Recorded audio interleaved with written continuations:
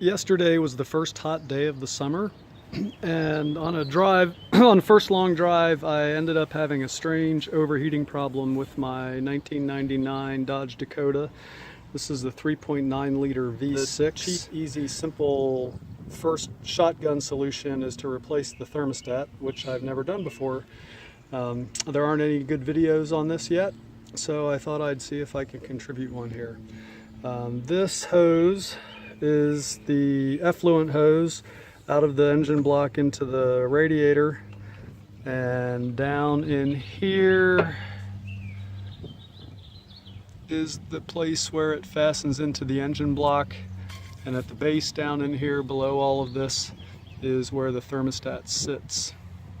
The first thing to do is get enough coolant out of the system that when I remove this hose, which I'm going to have to release here and try and turn over this way so I can get down inside of here with my socket wrench.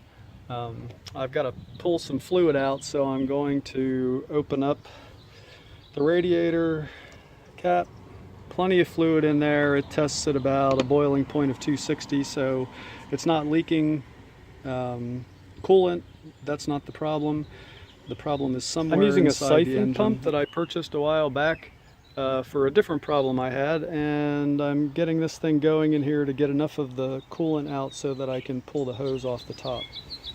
I'm compressing this clamp and then pulling the hose off. So as you can see, I can move this hose. There's still some coolant in there, but I can move the hose enough that I can turn it out of the way so that I'll be able to get the socket down in there. And as you can also see, because I'm not an auto mechanic, while I have some tools, I don't have exactly the tools I need, so I've cobbled this thing together in here. It's a 13 millimeter metric socket, and there we go. We're caught on the head of the bolt. I had to remove the smaller socket driver and pull out a larger breaker bar in order to get it to release, but it's now turning for me, so I'm going to pull this bolt out. The couple YouTube videos that show the removal of this and some other instruction sets said you have to remove a whole bunch of these pieces up here, including this brace, and I am trying to see if I can do this without doing that. Getting to the inside bolt requires moving this hose aside, sort of driving it down in there. It was right at the limits of what this bar would do, but I was able to get it loose, and now I'm turning it open and pulling the bolt out. And now the question is, can I pull this whole assembly out without having to take everything else out? By very carefully jiggling my way through, I was able to get it pulled. And I thought this had been replaced recently, but looking at that gasket, it does not look like it has been replaced recently. So here's the thermostat.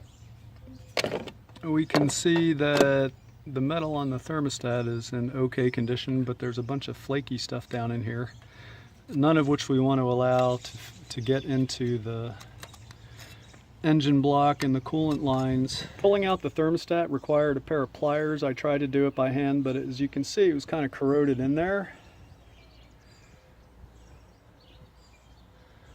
I've been told that you can test your thermostat by taking it inside and dropping it into a pot of boiling water, but if I've gone to this much trouble, I don't really care. I'm just going to put in a new one. And here we have the opening, and the trick is to keep as much of that crud out of the inside of the engine as I can when I'm cleaning. I need to do a little more scraping down there, and so I've decided to pack the hole with paper towel so I don't lose any pieces in there. But of course I have to be careful to not lose the paper towel. I tried to clean the mating surface with a putty knife, but it wasn't strong enough, and it's pretty deep down in that well in there, so I pulled out an old fairly dull wood chisel and used it to get all the old gasket off and get the surface fairly clean. There are actually two mating surfaces. There's the inside where the thermostat seats, and then there's the outside where the gasket and the hose mate is going to join. As I was making debris down there when I was scraping, I just blew it off. So I kept the hole filled with a paper towel, and I just blew everything and it blew away from the hole. Now I'm very carefully pulling out this towel, ensuring it doesn't rip so I don't leave paper pieces inside the engine. And there we go. That's as prepared as I'm going to get it. And now this fitting needs to be cleaned of the remaining debris from the gasket and just corrosion. This has now been scraped with the wood chisel, and I'm doing a test fitting here to see if the gasket's the right one. And it is. And here is the thermostat. I'm using a 180-degree thermostat as opposed to the stock 195.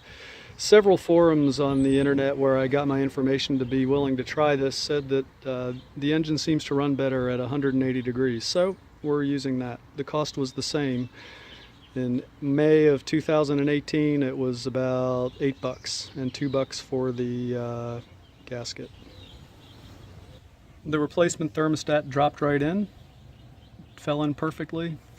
So it's got a little play in the fitting. That lower seat holds it in place nicely and gives it just a little bit of room. I was going to attempt to put the gasket on the hose end fitting, but because I have to jiggle it to maneuver around all of the stuff in the way, I've decided to place this down in first and then attempt to get it all to align once the hose end fitting is in. The fitting has been threaded through and it is now in place. The gasket has moved around a little bit, but I've got this hole lined up. Is taken the socket and seated it with a little piece of paper bolts in on both sides. I made sure the gasket was aligned correctly. I'm setting them super loosely. The forward one is set. This one is snug. Now I'm going to come back in here and revisit the other one.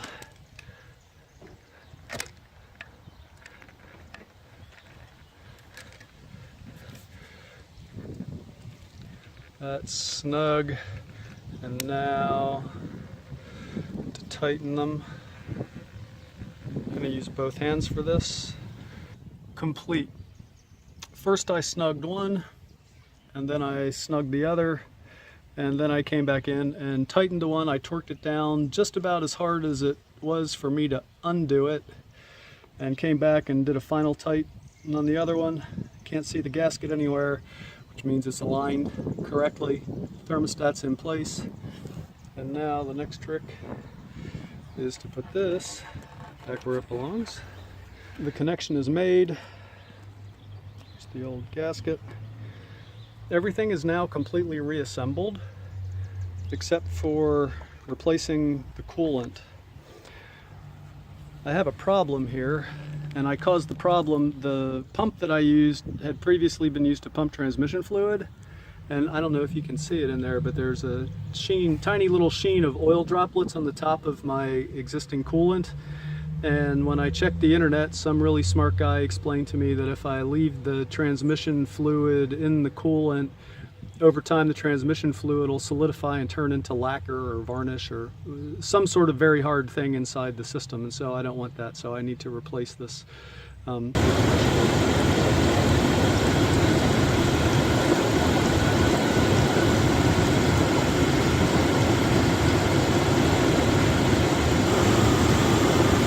Coolant is topped off. It's warming up, so it's actually expanding a little bit. I'm going to put the lid back on.